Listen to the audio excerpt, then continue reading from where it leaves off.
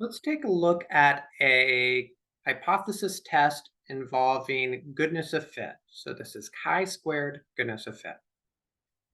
A professor using an open introductory statistics book predicts that 60% of students will purchase a hard copy of the book, 25% will print it out from the web, and 15% will read it online. At the end of the semester, he asks his students to complete a survey where they indicate what format of the book they used. Of the 126 students, 71 said they bought a hard copy of the book, 30 said they printed out the thing from the web, and 25 read it online. State the hypotheses. I'm comparing the observed and the expected. I'm finding the test statistic, degree of freedom, p-value, and then my conclusion. Okay, these sound like the 4 steps of a hypothesis test. So let's check them out. First step are the hypotheses. And in this problem, I'm actually looking at 3 proportions all at once. So that's what goodness of fit can do. We can compare multiple proportions all together instead of just one at a time. And we've got buying, printing, and online. Buy, print, and online.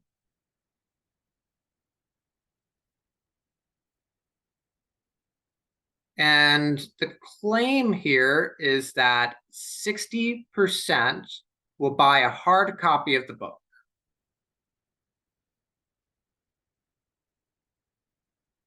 And it predicts that 25 will print it.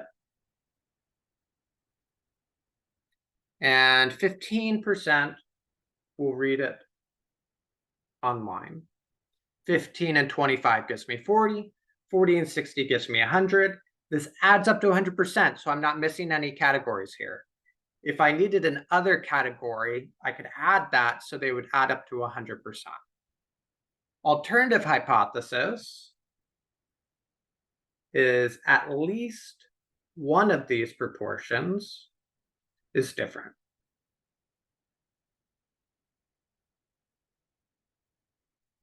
And if at least one proportion is different, we would say the fit is not good. We're testing for the goodness of this fit.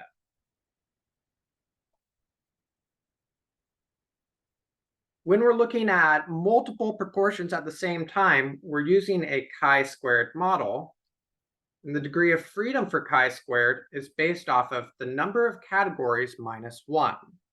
I have 1, 2, 3 categories. So my degree of freedom here is going to be a 2.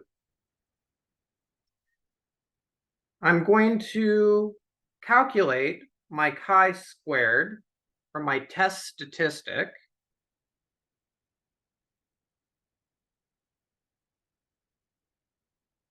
And I'm going to use this to find my p-value. And I find this by adding, this symbol means add,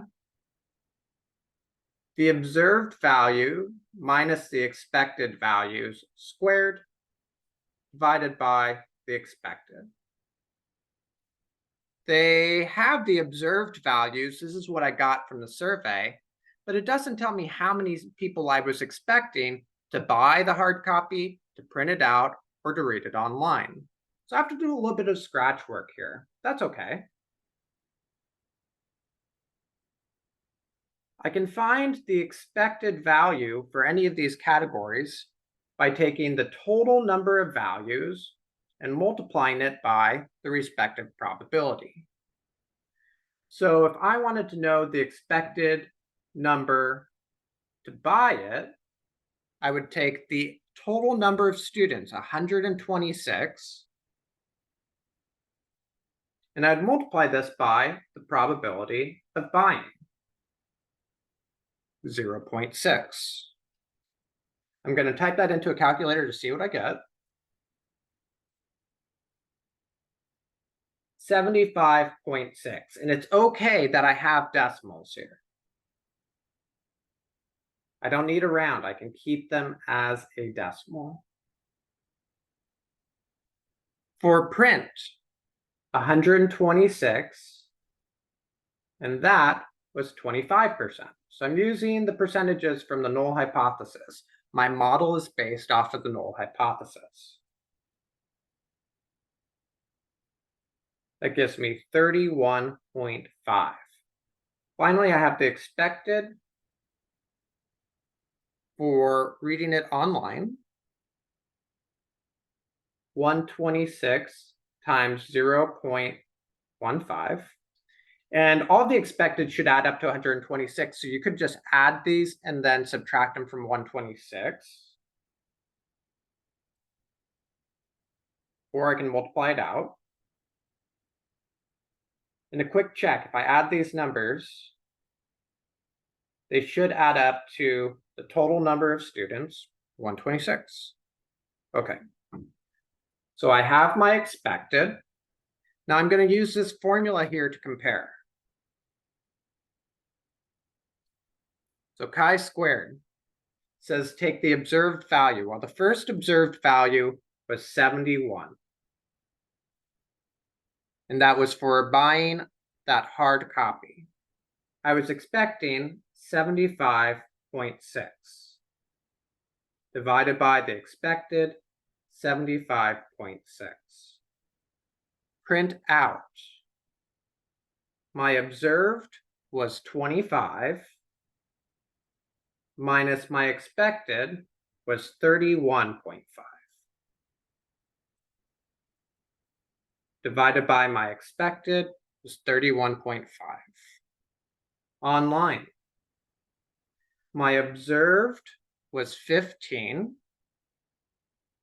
My expected was 18.9.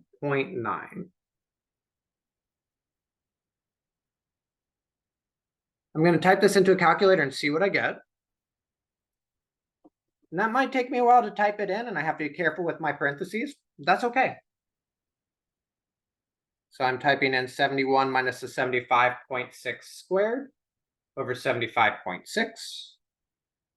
I've got 25 minus 31.5 squared divided by 31.5. And I've got 15 minus 18.9 squared over 18.9. This gives me a chi-squared or test statistic of 2.43 if I round this thing to 2 decimal places.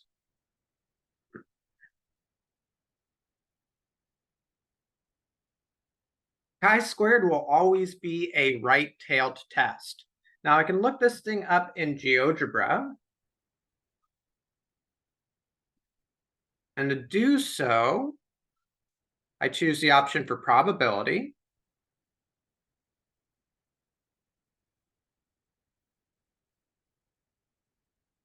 And then chi-squared.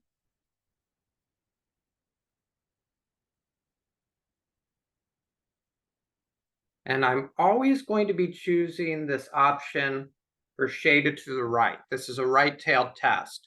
If you take a negative and you square it, it makes it positive. If you take a positive and you square it, it makes it positive. So all of my numbers are ending up on this positive side on the right. So I'm choosing this option, shaded to the right. I'm going to type in my degree of freedom. My degree of freedom here was 2. I'm going to type in side here my test statistic, my chi-squared. And the number that it spits out is going to be my p-value. So I've got 2.43.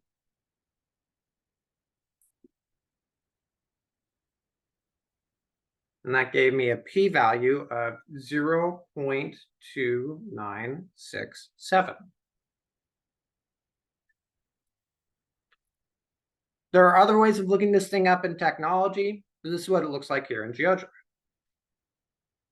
Finally, I've got my conclusion. That's a pretty large p-value. It is bigger than an alpha of, for example, 5%. So I would fail to reject the null hypothesis, which means I do not have evidence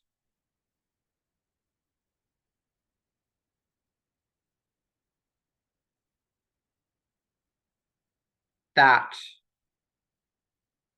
the textbook distribution, reading distribution,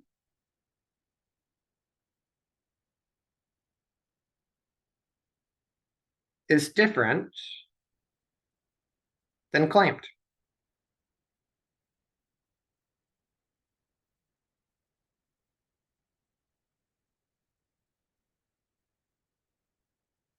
Let's go into MyOpenMath and let's fill in our results here. I'll come back to this here. But my null hypothesis, 60, 25, and 15, at least one proportion is different. All are different. They don't all need to be different. I only need one. At least one is 0. I don't want any of my probabilities to be 0. At least one is different. That's what I want. It asks for the expected values, and it says don't round. I didn't round.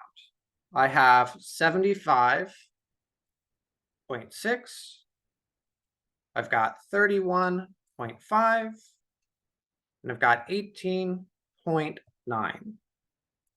The test statistic, that's my chi-squared. That's 2.43.